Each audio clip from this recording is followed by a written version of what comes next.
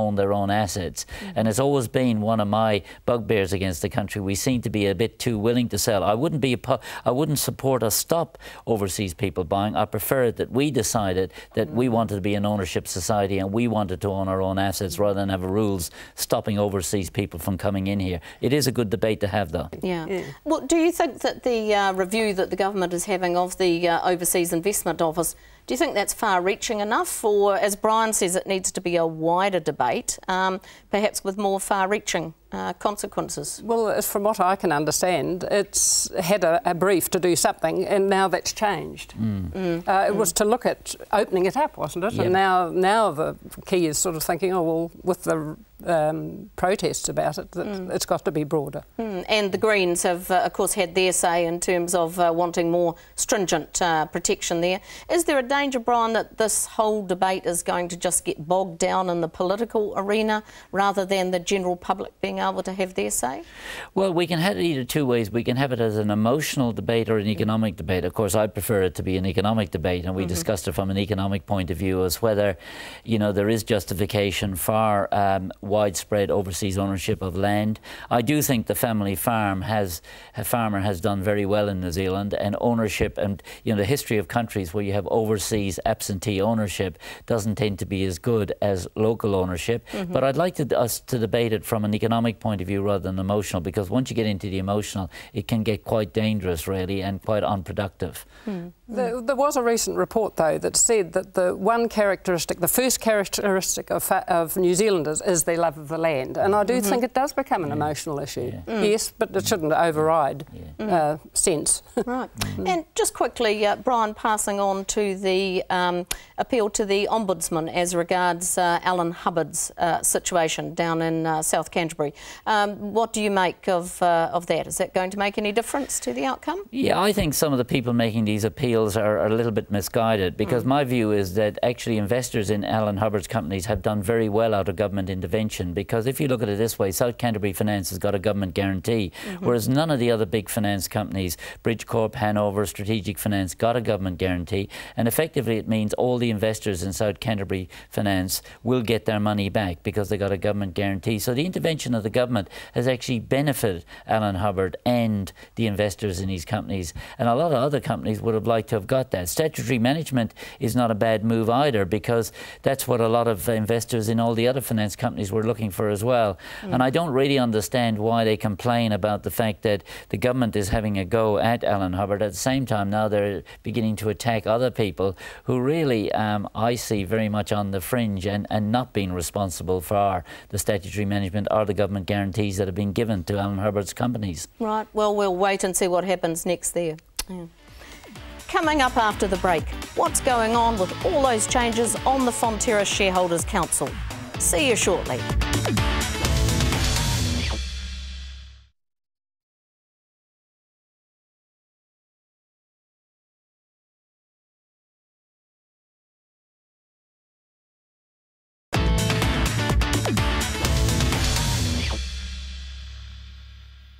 Now it's on to You Said It, commenting on the ag media, which we want to talk about further. Now, Brian, a lot of people would have been taken by surprise with Blue Reid, the chairman of the Fonterra Shareholders Council, stepping down last week, as well as his deputy. Is the coming in of a new guard going to make any change in terms of Fonterra's capital restructuring and trading amongst farmers? I don't think so. I think Blue Reid did a fantastic job. When the council was established first, it really struggled to find what its role was. And I think under Blue Reid, it has found what its role is, and it's now in a very strong position. So I don't see many changes, because he's left it in a very good state. And that's the most important thing when people resign, is whether the organisation is in good heart and strong. And I think the council is in a very strong position. But a lot of people inside dairying and outside would see it now as being a very pivotal phase as Fonterra outlines details of trading amongst farmers, as it sets up the new bodies that are required, the market and the fund. You don't think there'll be some sense of lack of continuity there, perhaps? No, I don't detect that. I'm not close enough to the farmers, but I think that the process has gone quite smoothly, and I do feel that Blue Reed wouldn't have resigned unless he was confident that the process had been set in motion strongly enough for it to be carried through to the end. So no, I still have real confidence in the changes that are occurring. That's good to hear. Now, Allison, turners and growers, they've fired off their first salvos in what looks like a long dispute with Zespri over its single-selling kiwi fruit export rights.